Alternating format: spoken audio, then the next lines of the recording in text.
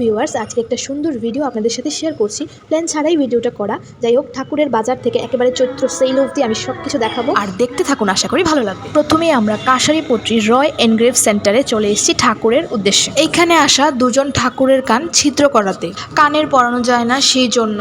আর এইখানে সব কিছুই হয়, দেখে নাও আমাকে এক ঝলক। আর এই হচ্ছে সেই ঠাকুর যেটা নিয়ে এসেছি বাড়ি থেকে।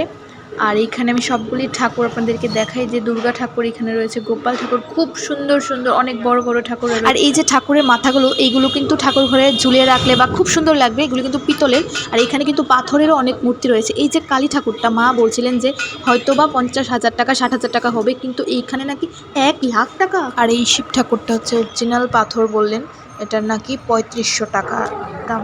এদিকে আরও শিব ঠাকুর বড় সাইজ বা নন্দী মহারাজ আছে। তো এখানের কাজ শেষ, চলে আসলাম কামান চৌমনি। তো চলুন দেখাই কি কি বসেছে, কতটুকু পরিমাণে ভিড়। যাই হোক, গাড়ি কিন্তু প্রচণ্ড পরিমাণে বেশি, তাও ট্রাফিক পুলিশরা রয়েছে জায়গায় জায়গায়, তারা মেনটেন করছে সব কিছু।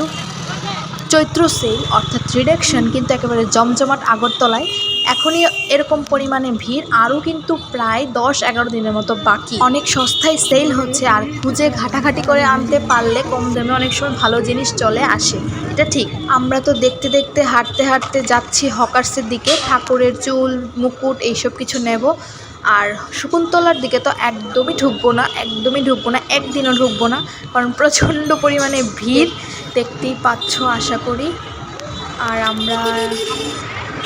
আমরা সোজা ওভারসিজ মার্কেটের দিকে, আর কোনো দিকে না। এই যে শকুন্তলার জায়গাটা, আর এই যে যাচ্ছি ওভারসিজ মার্কেটের দিকে, ওইদিকে আরও বেশি ভিড়। দোকানগুলোর মধ্যেও সেল, প্লাস এখানে আদি রাধা এই জুয়েলারিটাতেও সেল।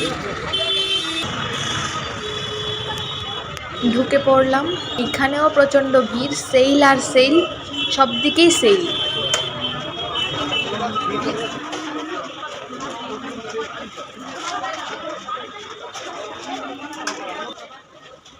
কিছুটা পরিমাণ খালি, তো তাই ভাবলাম ঢুকে পড়ি প্রথম গেট দিয়েই, তাই ঢুকে পড়েছে। আর এইখানে তো ব্লাউজের, শুধু ব্লাউজের সেল, ব্লাউজের বিভিন্ন ধরনের কালেকশন আর সেল।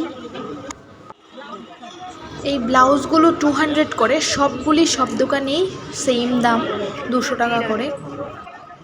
বাট নির্দিষ্ট কোনো সাইজ নেই, একটাই প্রবলেম, হয়তো ছোট নয়তো ওভার সাইজ। তো আর কি, ওভারসিজ মার্কেটে সবটাই জুড়ে ব্লাউজের সেল হচ্ছে।